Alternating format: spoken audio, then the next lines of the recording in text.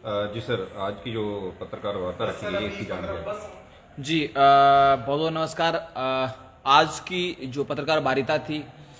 वो इस संबंध में थी कि पिछले दिनों जो है वो परिसीमन आयोग की ओर से अंतरिम रिपोर्ट जम्मू कश्मीर विधानसभा की स्थिति को लेकर जो है वो सौंपी गई है कि कौन कौन से नए निर्वाचन क्षेत्र बनेंगे और किस तरीके से जो है वो पूरा ये ढांचा रहेगा। कुल मिला के जो है वो मैं बात करूंगा उधमपुर वेस्ट की, जिस कंस्टिट्यूंसी का हिस्सा मेरे अपने क्षेत्र को जिस क्षेत्र का मैं रिप्रेजेंटेशन करता हूं डिस्ट्रिक्ट डेवलपमेंट काउंसिल उधमपुर में, पंचारी मोंगरी को उधमपुर वेस्ट का हिस्सा बनाया गया है। और जिस समय ये परिसीमन आयोग बैठा था पहले दिन से हमारी एक ही डिमांड रही है कि लांदर टिकरी हल्का जो था उसको जो है वो रीस्टेब्लिश किया जाए और पहाड़ी जितना भी क्षेत्र है उसको जो है मिला के एक नई कंस्टिट्यूंसी बनाई जाए। इसको लेके हमारे पास अपने तर्क थे। पहला तर्क ये था कि बड़ी आबादी है, बड़ी पॉपुलेशन है, बड़ा वोटर है, और सबसे खास तर्क ये था कि दुर्गम क्षेत्र है, दूर दराज का क्षेत्र है, विकास की दौड़ में पिछड़ा हुआ है। लेकिन उन सब जो जितने भी सबूत हमारी ओर से दिए गए थे उन सबको जो है वो साइडलाइन करते हुए परिसीमन आयोग ने एक अलग तरह का उधमपुर का जो जितना भी राजनीतिक ढांचा है उसको एक अलग तरीके से जो है वो सामने लाया है, परिसीमन आयोग पर लाया गया है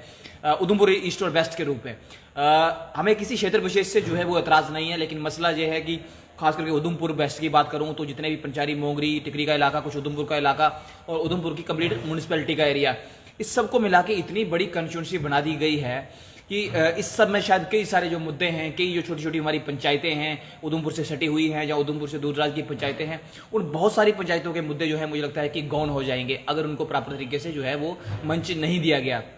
दूसरा ये भी था कि उधमपुर शहर और इससे आसपास का सटा हुआ इलाका अपने आप में एक अलग जो है वो असेंबली हल्का जो था वो डिजर्व करता था, क्योंकि म्यूनिसिपैलिटी जो है अपने आप में म्यूनिसिपैलिटी बहुत डेंसिटी वाला एरिया है, बड़ा एरिया है, और इसके आसपास की कुछ पंचायतों को मिला दिया जाए तो इसकी आबादी जो है मुझे लगता है आबादी और वोटर 1 लाख के करीब बैठता है। तो इसको जो है एक अलग कंस्टिट्यूंसी बनाया जा सकता था और एक अलग पहाड़ी कंस्टिट्यूंसी दी जा सकती थी, लेकिन उस चीज को नजरअंदाज किया गया है।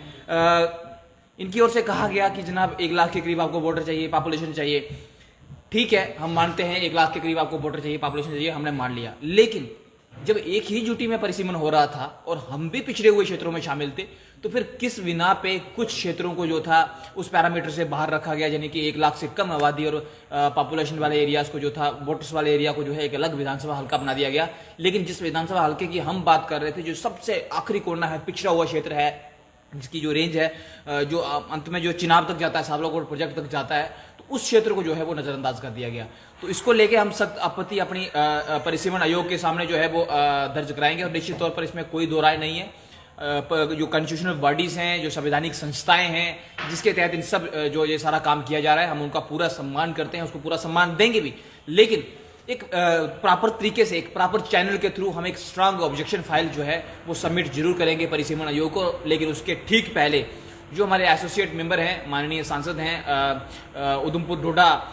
और जो हमारा जो कठुआ का इलाका है, यहाँ से जो माननीय सांसद डॉक्टर जितेंद्र सिंह जी हैं, तो उनके समक्ष हम अपनी आपत्तियां जो है वो जरूर जो है वो दर्ज करवाएंगे। दूसरी इंपॉर्टेंट चीज़ मैं यहाँ ये कहना चाहूँगा,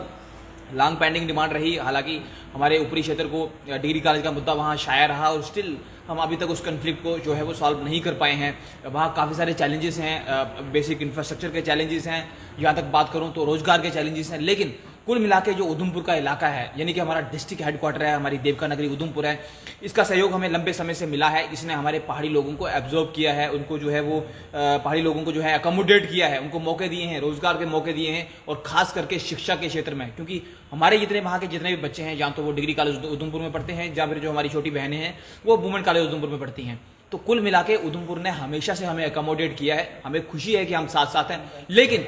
इस चीज का हम एतराज जरूर दर्ज कराएंगे कि पहाड़ी क्षेत्रों को जो विशेष पहचान दी जा सकती थी वो हम नहीं दे पाए, और इस संबंध में परिसीमन आयोग के समक्ष पर्याप्त जो थे वो साक्ष्य मौजूद थे और ये फैसला लिया जा सकता था। अब ये कहाँ से प्रेरित था, क्यों प्रेरित था, इस मामले में ज़्यादा नहीं कहूँगा, क्योंकि इस टाइम जो ऑब्जेक्शन फाइल करने का सही तरीका है वो उस तरीके को फॉलो करते हुए जो रेशनल ऑब्जेक्शंस हैं, जो जरूरी हैं और जो दर्ज की जा सकती हैं वो करेंगे। और खास करके एक और यहाँ इंपॉर्टेंट चीज़ ये है कि जो हमारा खास करके जो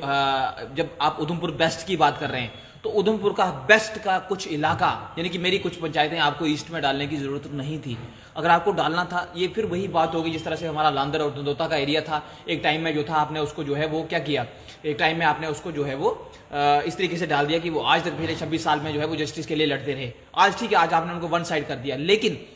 इन पंचायतों को, जो हमारी यहाँ की पंचायतें थी जिनको बेस्ट में होने के बावजूद आपने ईस्ट में डाल दिया, तो आप देखेंगे कि वो उसका क्या परिणाम होगा। उसका परिणाम यही होगा कि उन लोगों को जो है वो समस्याओं का सामना करना पड़ेगा। लेकिन जो भी हो, हम एक स्ट्रांग ऑब्जेक्शन जरूर फाइल करेंगे और इस पे जो है वो जरूर एसोसिएट मेंबर्स के साथ और उसके साथ साथ परिसीमन आयोग के साथ जहां तक संभव हो सकेगा हम उनको जरूर बताएंगे, क्योंकि ये ऐतिहासिक मौके होते हैं, कभी कभी आते हैं, तो इसमें हम जरूर चर्चा करेंगे। दूसरा, एक और चीज जहां जो है हम साथ चलने की पूरी कोशिश करेंगे, और जहां तक जो है वो उधमपुर बेस्ट की बात है,